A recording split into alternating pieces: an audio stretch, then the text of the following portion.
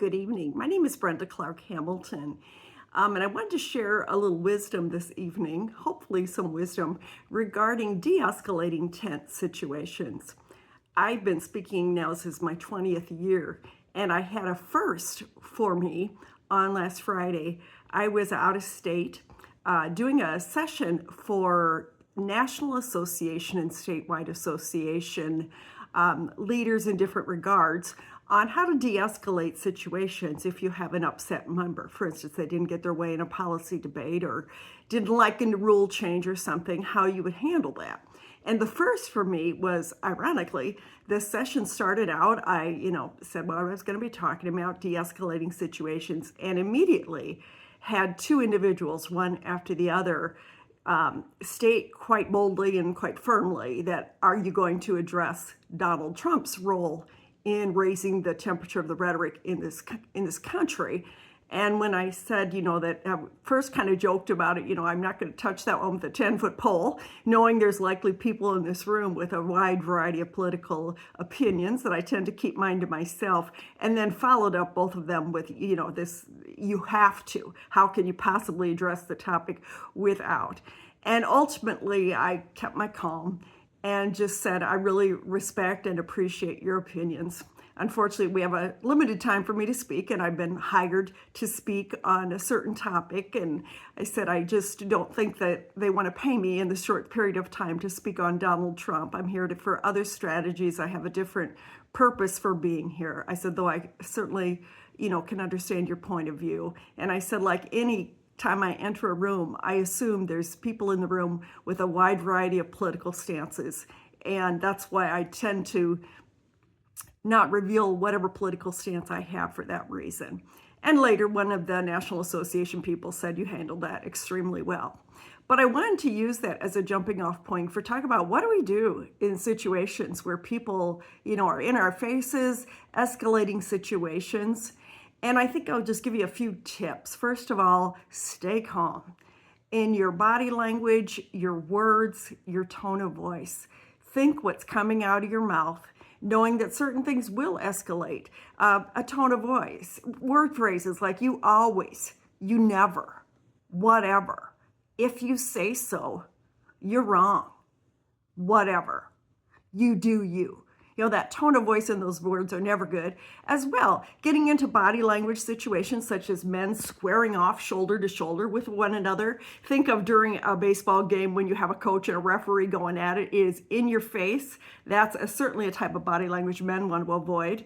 We don't want to be having our arms crossed across our chest, especially with kind of a cocked hip and the whole head nod thing or head bob thing going on. We want to be careful about having our arms on our hips in such a way that looks like we're coming at someone rather strongly and aggressively.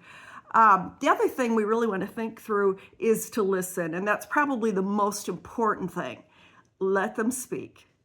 Let them vent. You don't have to tolerate swearing. You can always say, if this conversation is going to continue with this language, we're going to have to end this.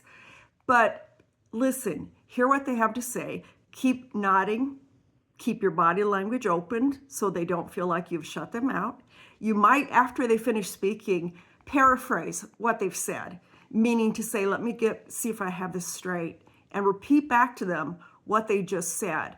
Because many times that calms a person down just by knowing that you actually listen to them. Perhaps you can consider empathizing with them. I can tell this is frustrating. Yes, I can see why this is frustrating to you. The general rule of thumb is fix the person first and then the problem, meaning listen to the person, empathize. I can tell this is frustrating. I'm so sorry you're going through this. And then once they're calmed down, they'll usually work with you in a calmer fashion to come to hopefully some win-win solutions. Finally, I'll leave you here with just the HEAT acronym, which is HEAT, by Quint Studer, to take some of the heat out of difficult situations. His is in regards to customers, but I think the application is very good to many situations. The H means hear them out. Let them talk. Paraphrase. Do not say calm down. Do not say you should have, which makes it seem like the blame is on them. Do not say you'll have to, which means basically to the customer, it's like, yeah, I'm washing my hands of this thing. You're going to have to do this. Do not use confusing jargon. Well, the reason you have that charge on your bill is because the X517B. And the person's thinking, oh, I'll tell you what you can do with that F715B. The H, again, is hear them out. The E is empathize. A is apologize for what they're going through. Let them know what you're going to do. Try to come up with something you can do. Even if it's, after I get off this call, I'm going to review your records. After this call, I'm going to make a call to our director of nursing and speak about this. So A is, again, apologize for what they're going through. Tell them any action you're going to take. Work with them to provide some option. And T is to take action and thank them. Follow up with whatever you said you were going to do and get back to them in a timely fashion and thank them for making you aware of it so it doesn't happen to them again or to anyone else. So I'd love to hear if you have any comments on your techniques for keeping things calm. To me, the biggest thing is just to train yourself to not take things personally. I love the acronym Q-tip, like cotton swab, which stands for quit taking it personally. Sometimes you have just run across someone who has just an issue that they are very passionate about that really has nothing to do with you personally, or you've run across someone who's just having a very bad day and you happen to be the unlucky person that happened to be in front of them at that moment. Q-tip. Quit taking it personally. Remember, it probably has a lot to do with what's going on in their lives, their passions, their beliefs versus you personally. So I hope these tips are available.